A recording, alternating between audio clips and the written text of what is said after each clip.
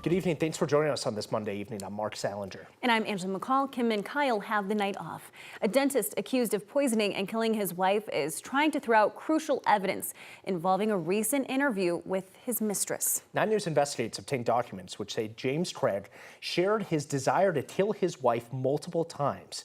9 News reporter Kelly Rinke joins us now with the details. Yeah, James Craig filed a motion to dismiss the case, and if that doesn't work, he wants the court to throw out statements made from that mistress. Prosecutors say the mistress told police he made dark comments about Angela Craig months before she died.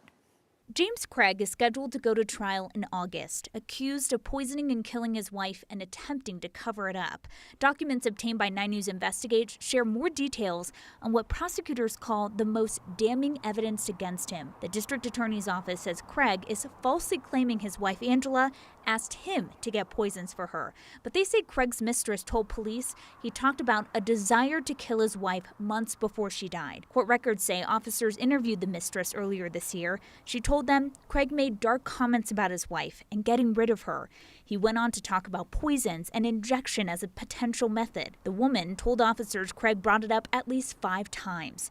She says these conversations happened in late 2022. Angela, a mother to 6 children, died in March 2023. Craig was arrested the next day, and while he was in county jail, investigators say Craig tried to persuade family to tamper with evidence. Records say Craig wrote fake journal entries to his kids, saying their mom asked him to research and get poisons. In a letter, Craig asked a relative to manufacture a deep fake video of Angela asking him to get poisons for her. His defense team filed a motion to dismiss the mistress's statements, saying she was coerced. Prosecutors argue this is a desperate attempt to obscure the truth, and the statements shouldn't be tossed out. Investigators say Craig poisoned Angela's protein shakes, killing her. His next court appearance is on Wednesday. In the studio, I'm Kelly Rinke, 9 News. The sole officer convicted in the death of Elijah McClain is pleading to get out of jail full-time. Randy Rodima is currently serving a 14-month work release program in jail that started earlier this year. Court filed a motion this past week reveals that he wants out because he says he's suffering with anxiety, depression, and fears that he'll be physically attacked. The motion says he also can't get effective treatment for his PTSD, which stems from him being shot while in combat in Iraq back in 2007. His attorneys now hope a judge will let him serve the remainder of his time through home detention. Prosecutors say because Randy Rodima is appealing his conviction, the court does not have jurisdiction to reconsider his sentence. But a judge could respond to Rodima's request sometime this month. The former funeral director accused of keeping a woman's body in a hearse for a year and a half was back in court this morning. A Denver judge delayed an arraignment for Miles Harford, who's facing 4 charges, including abuse of a corpse. Officers found Christine Rosales' body during an eviction back in February. They also found 30 sets of cremated remains in and around the home. Rosales' husband was in court today for Harford's hearing. He says he's glad his wife's story has helped inspire legislation to regulate funeral professionals, but he says his work is not done. I want Miles to know that I'm still watching him and that I'm still active in this investigation, and I just don't want this to happen to anybody else. Prosecutors hinted back in March that more charges could be coming against Harford. Checked in this morning, they said there was nothing new to report yet. Miles Harford will be back in court on August 19th. Police in Delta say they've charged a juvenile wanted in connection to a shooting that left a teenager seriously hurt. Cason Spencer was shot back on May 3rd. His family says it happened while he was hanging out with friends in an RV. The 15-year-old is now recovering at a hospital in Salt Lake City. Police say one of the suspects faces multiple charges, including second-degree assault. The other teenagers involved are also facing charges of false reporting. 2 teenagers have been cited and 6 others are facing trespassing charges after an 18-year-old fell into an abandoned missile silo north of Deer Trail last month. The Arapahoe County Sheriff's Office says the teen who fell is one of 2 18-year-olds cited for trespassing. He was seriously injured when he fell 30 feet down the silo off County Road 22 around 3:30 in the morning on May 5th. Rescuers got to him about 5 hours later. The sheriff's office says the group had gained access by crawling through a broken gate at the entrance of that silo. It was a beautiful day outside, a great start to the week, and here's our moment of zen this morning. Some people even got a chance to take out the hot air balloon, go for a nice ride outside of Denver. The hot, dry weather expected to continue through most of the week, with storms expected by next weekend. But hey, Kathy, we'll enjoy it while we can, because it was one of the first days in the recent days that we haven't had severe weather to deal with this afternoon. I know, and it's such a nice way to start the week. It absolutely is. And we have a few gentle, brief showers that are showing up across the I-76 corridor tonight and around the metro area. That water's not actually making it all the way to the ground, but there is a weak front coming in that we are tracking. Once that system rolls through, we have a cooler day tomorrow. We have some early summer heat with temperatures in the 90s ahead of a cooler weekend with a better chance for storms. Temperatures coming down out of the upper 80s into the upper 70s in Denver now, and we're seeing mostly cloudy skies, winds picking up a bit as well, and that is a trend that we do expect to continue with the leading edge of this system already moving into northwestern Colorado. The parent low is going to be up in the Midwest, but down behind it, we are seeing some scattered light showers. Some of that moisture is not making it all the way to the ground, but don't be surprised if you see a little bit of rain on the windshield if you're taking the dog out before you go to bed and it's just a little bit damp in the air. Coming up, we'll have the weather you wake up to on Tuesday, and that's in just a bit. Denver is focused on getting every veteran who's experiencing homelessness off of the street by the end of the year. Mayor Mike Johnston announced the new goal today.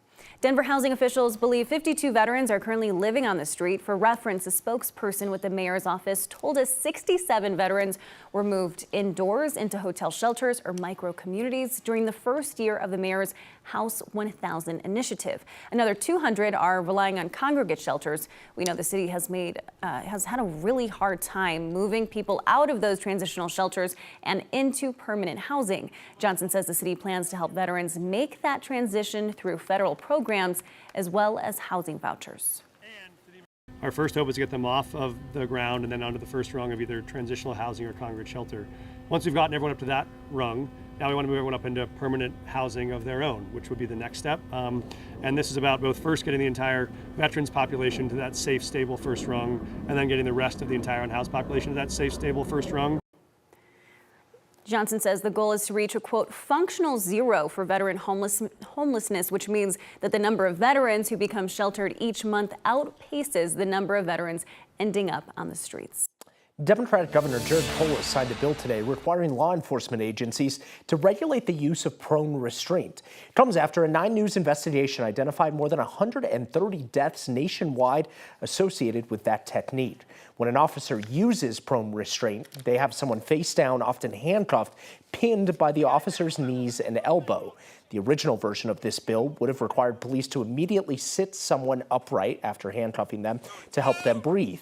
The one that passed, this new version, requires law enforcement agencies to adopt policies and procedures for use of prone restraint and make them public.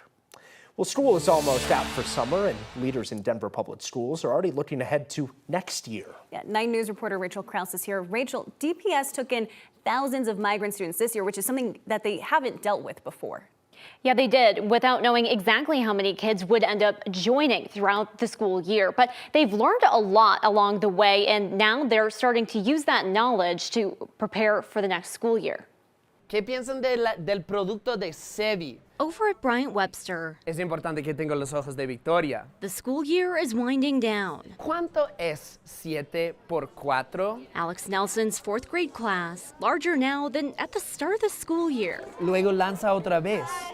Many of his new students are new to this country, too. I'm super proud of these kids. With new students coming constantly throughout the year, Nelson learned quickly flexibility was key. I always have a backup set of materials to make sure that I'm planning ahead, knowing that we'll get new students throughout the year, that we have those available. Just how many migrant kids would come for class? Ryan Clark knows you can't predict it. Enrollment has grown larger all year. I would say about 145 over the course of the year. Some had come and gone, but we're probably ending the year in like the 135 range. This year, DPS welcomed in more than 4,700 new-to-country students. That's considerably more than the 1,800 migrant kids that joined last year, and far more than the 750 they see in a typical year. And many ended up at schools like Bryant-Webster because kids learn in both English and Spanish. And so that really forced us in a position to really look at the student learning data and understand, like, okay, how are the students performing in Spanish? How are they performing in English? What do they need? Clark says many of these kids come carrying the trauma of their journey here, but arrive eager and excited to learn. In a year that we couldn't have imagined, they've stepped up exceptionally well. They go for it, and they do what they can, but they've improved a lot. I mean, they come in knowing some English, maybe none, and they learn and they utilize it. Planning is now underway for the next school year, determining how many desks, how many teachers they'll need with so many unknowns. Are we going to have a lot of these students return? We really hope so. Are they going to be able to if they've found housing that's much further away for a commute? That might be the case for some, but we really hope as many return as can. Their last day of school on Wednesday. Excelente. Nelson's not sure how many kids will join the students here and how many will move on. We'll make sure we celebrate everything that we've accomplished together and say goodbye. Staying hopeful that after such a full year, these goodbyes aren't for good. Victoria, ten confianza, huh? No, yo gano 3. Te ganas 3.